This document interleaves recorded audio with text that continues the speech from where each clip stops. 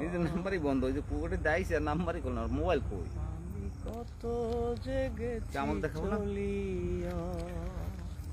আসসালামু আলাইকুম, কেমন আছেন সবাই? আশা করি ভালো আছেন, আমরাও ভালো আছি। আমরা আসলে এমন একটা জায়গায়, গলাচিপার এক প্রান্তে, দাউকার কাছাকাছি। আমরা এখানে সন্ধ্যা, একেবারেই সন্ধ্যার পুরো মুহূর্তে হয়তো বা আর 10টা মিনিট বা 5টা মিনিট সময় আছে।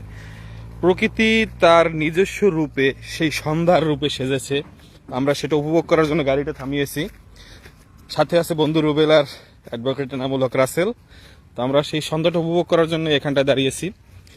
এই সন্ধ্যার সময়ের যে প্রকৃতির রক্তিম আভা আমাদের আসলে মন কেড়েছে, বিধায় আমরা এখানে দাঁড়িয়েছি। বন্ধু রাসেল, তুমি বলো, এই সন্ধ্যার সময়টা নিয়ে কিছু একটু বলো। অবশ্যই একটা মানে চিরন্তন সত্য কথা হচ্ছে যে যে প্রকৃতির সাথে আসলে আমরা একটা সচরাচর কথা বলে থাকি যে যুদ্ধ হয় না, তেমনি প্রকৃতির তার অপরূপ সৌন্দর্যে সাজে। তো এই পরন্ত বিকেলে হচ্ছে যে যে আমরা গলাচিপার একদম একটু পাশে হচ্ছে যে যে একটা উদ্যান আছে। সেই উদ্যানের উত্তর পাশে এক পাশে গজালা ইউনিয়ন, আর এক পাশে হচ্ছে ডাউকা ইউনিয়ন, আর একটু সামনে গেলেই হয়তো চিকনিগেন্দি ইউনিয়ন। তো এরকম একটা সুন্দর জায়গা আমরা এখন দাঁড়িয়ে আছি। আসলে একটু কাজ ছিল, কাজের জন্য এখানে এসেছি।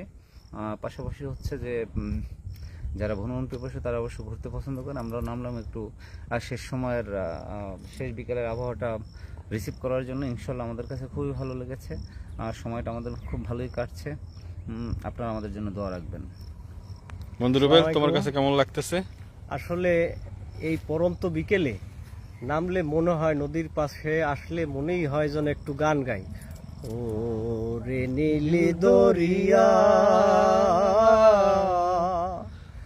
আমায় দে রে দে ছাড়িয়া,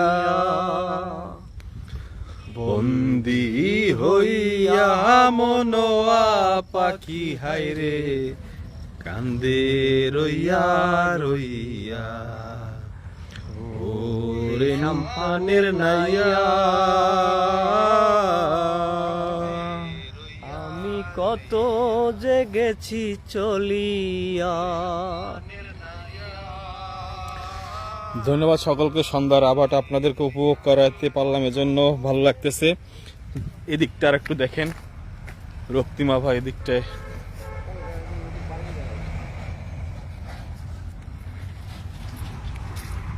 নদীর পানির কুলু কুলু ধ্বনি, যে জিনিসটা মানুষের মন করে। কাদা কাদা ভিতরে না, কাদা